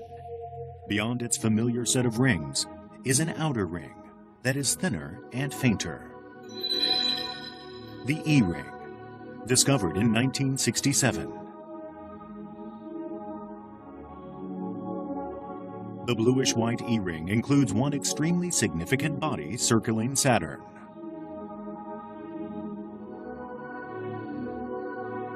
Enceladus, one of Saturn's many moons. Diameter 500 kilometers. Its bright white color comes from ice. Enceladus appears to be covered in it.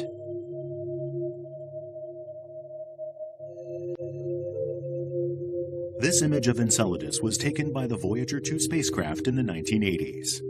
Seeing it, many scientists were astonished. The moon's surface is remarkably smooth. The elimination of craters in some areas suggests massively transformative tectonic events.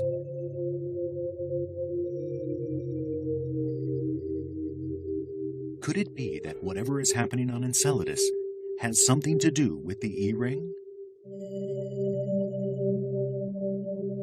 As we shall see, the very human desire to solve this riddle leads us to place great hopes on the existence of extraterrestrial life.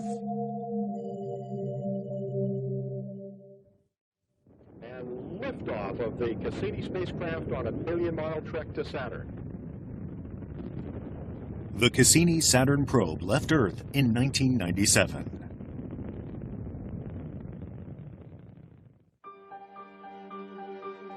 Its primary mission, to examine the relationship between Enceladus and the E-ring.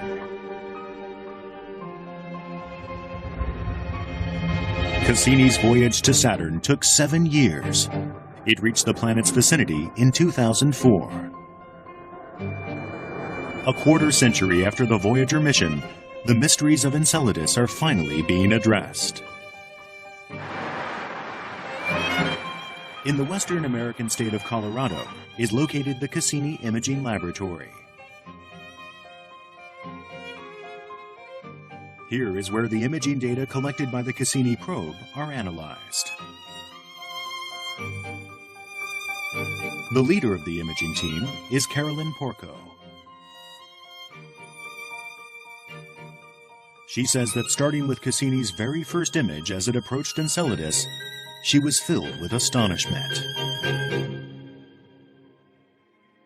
This was it.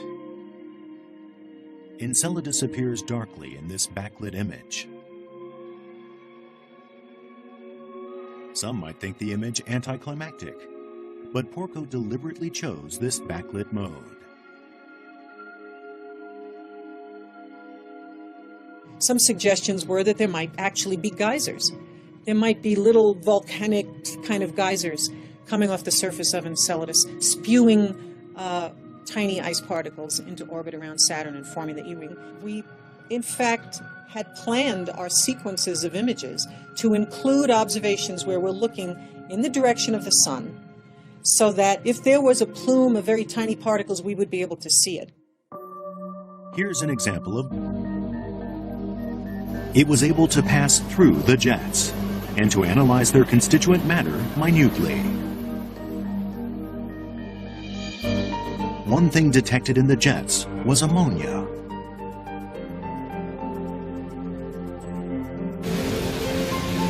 If ammonia is dissolved in water, it permits the water to maintain its liquid state, even in temperatures as low as -97 degrees Celsius. In other words, it functions like antifreeze. But there is another factor melting the ice on this frigid moon.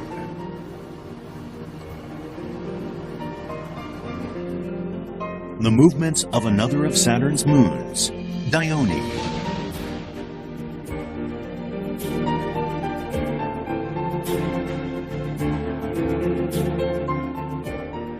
Enceladus revolves around Saturn on an orbit in between Saturn and Dione. Enceladus completes one orbit every 33 hours. It takes Dione exactly twice as long, 66 hours, to complete its own circuit. As a result, once every 66 hours, Saturn, Enceladus, and Dione are all lined up.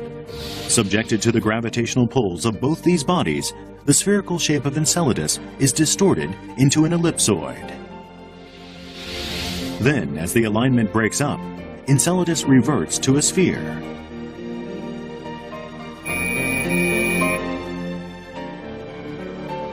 When this happens enough times, the interior of Enceladus experiences a buildup of frictional heat. That melts some of the ice in the crust. It turns into liquid water. The hypothesis is that then, as the surrounding ice fractures, the water gushes out in jets. Maybe a body of liquid under the surface of Enceladus. So the jets are an indication to us, actually, that we have on Enceladus a place where life might have gotten started. An ocean under the ice of Enceladus, nurturing diverse forms of life. That's the vision of another scientist as well. Yasuhito Sekine is a scientist at the University of Tokyo. He believes that the warm environment of this ocean under the ice serves as a cradle of life. エンケルダスが土星からの重力の影響を受けて歪むわけです。で、その歪んだのがですね、氷の近くだけじゃなくて海の下の岩盤までおそらく歪んでて、そこで歪むことによって熱が発生すると。Such gravitational distortions have huge consequences. Sekine believes that not just the icy crust, but the underlying rock is affected as well, producing frictional heat.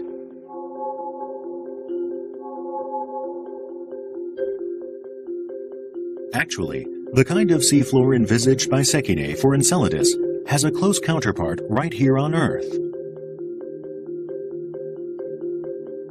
Here, the seabed is 1,500 meters below the surface. Volcanic activity expels water heated to 300 degrees Celsius. These are called hydrothermal vents. Here, in a world of darkness beyond the reach of the sun's rays, hydrothermal energy nourishes a variety of life forms. Sekine hypothesizes that Enceladus too has an environment like this, one that gives rise to a distinct ecosystem.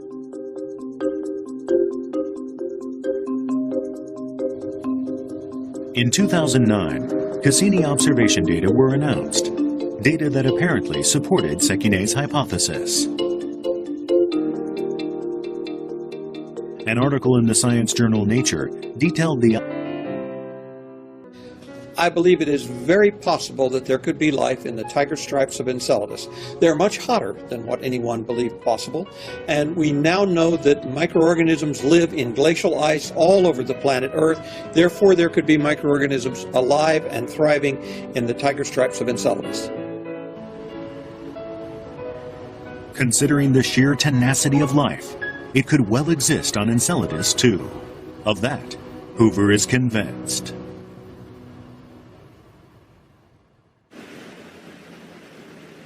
Carolyn Porco, leader of the Cassini Imaging Central Laboratory. Porco believes that truly potent conditions for life are present under the ice of the tiger stripes. She thinks there's a large body of water there, in its liquid state. Water. It's the reason there's life on Earth.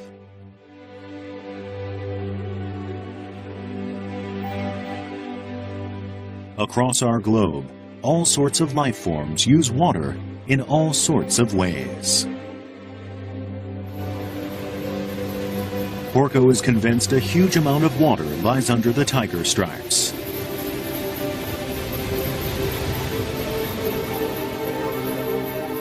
This was about 153. So her conviction originated during analysis of the Cassini images, when she noticed something distinctive about the jets. And that's why it's clear here. You could see the extent of it, how big it is. What we're seeing in these images of the jets, those are tiny ice particles, and we see so much of the solids compared to the vapor that is detected by the other instruments that the most plausible way to get that is from saying that the material starts out as a liquid, and the liquid droplets eventually freeze and become the particles that we see. Measurements show the diameter of the particles to be less than 1/100th of a millimeter. If these geysers were shooting out only broken up bits of surface ice, it is difficult to explain how so many particles could become so small. But if it was water that was gushing up, freezing after the spray had become droplets, then that would explain the large quantity of ice particles. But Saturn, around which Enceladus revolves, is 1.4 billion kilometers from the Sun. That's 10 times farther away than Earth. That's why the surface temperature of Enceladus averages -200 degrees Celsius. Any water on it would freeze, becoming ice. On this moon of ice, how could a large body of water exist in a liquid state? NASA's Jet Propulsion Laboratory, JPL, is located in the suburbs of Los Angeles. Inside is the control room for the Cassini space probe. Today they are again instructing the probe, 1 billion kilometers away near Saturn. Recently, Cassini has uncovered facts supporting the theory that liquid water is present on Enceladus. In October of 2008, Cassini drew very close to Enceladus on a low-altitude flyby, ejecting ice and vapor from the ice fissures at fearsome speed, some 100 meters per second. Rising as high as 100 kilometers, they would present a thrilling spectacle. And many scientists have begun to believe that Enceladus must harbor life. Why do they think so?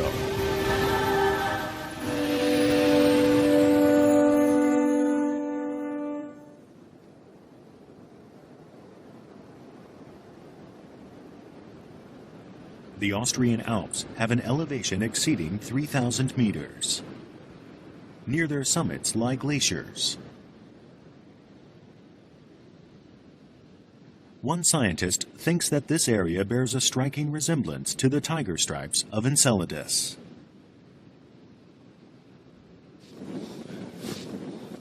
Richard Hoover is an astrobiologist with NASA. This is a world of extreme cold, -15 degrees Celsius, even in daytime. An ice cave provides entry to the inside of a glacier.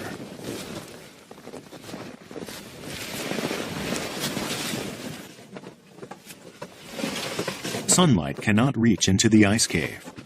This is a world of darkness, like Enceladus, which exists so far from its sun.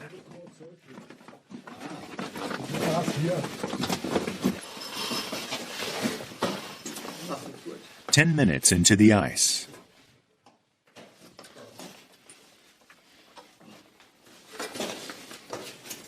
A huge space opens up.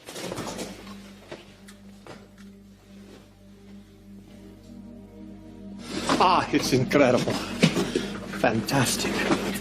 This is absolutely magnificent. This has been dubbed the Ice Palace. Huge columns of ice. Hoover posits that the tiger stripe area on Enceladus must look like this. These spectacular ice stalactites hanging down from the surface and from the walls, these kinds of formations may actually be occurring in the tiger stripes of Enceladus also, where the ice crystals are forming and then under the gravitational field falling inward toward the center within the crevasses of these magnificent tiger stripes.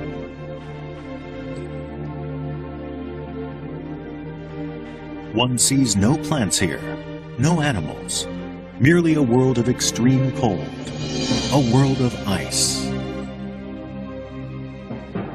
It might appear that no life could exist in such an environment.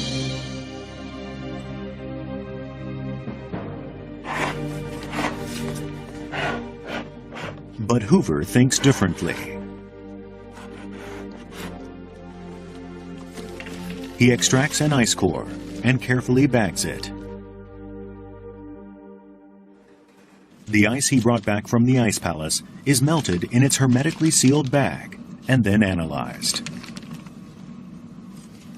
First step, microscopic examination. Nice motility. Wonderful. Blinking right here.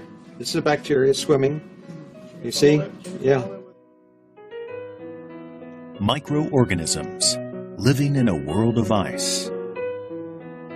Here too, nothing but ice, it had seemed. Yet there was life.